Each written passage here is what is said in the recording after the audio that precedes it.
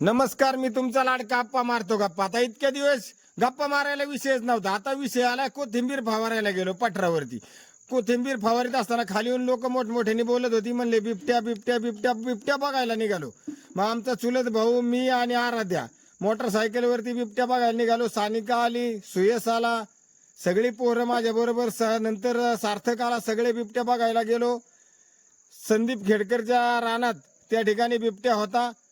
ऊसाची टोळी त्या ठिकाणी ऊस तोडत होती आणि ती मोठमोठ्याने बोलत होती, म्हणून आम्ही बघण्यासाठी गेलो. नेमकं काय झालंय, बिबट्या कुठं आलाय तर बघितलं तर काय, तिथं बिबट्याची लहान लहान पिल्लं ऊसात होती आणि बिबट्या त्या लोकांना बघून दुसरीकडे निघून गेला आणि पिल्लं तिथं 4 पिल्लं बिबट्याची.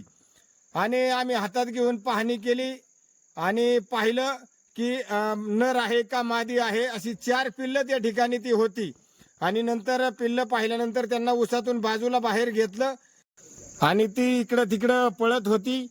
लहान लहान पिल्लं होती, त्यांचे डोळेही उघडलेले होते. आणि नंतर आम्ही चर्चा केली, जरा चर्चा केली, त्याच्यावरती काय तोडगा वगैरे निघतोय का पाहिलं. परंतु ती पिल्लं पुन्हा दुसऱ्या ऊसात त्या ठिकाणी हळूहळू गेली. नंतर पाहणी झाल्यानंतर आम्ही घरी निघालो. धन्यवाद मित्रांनो. या ठिकाणी आपला ब्लॉग संपतोय. भेटूया पुढच्या ब्लॉगमध्ये.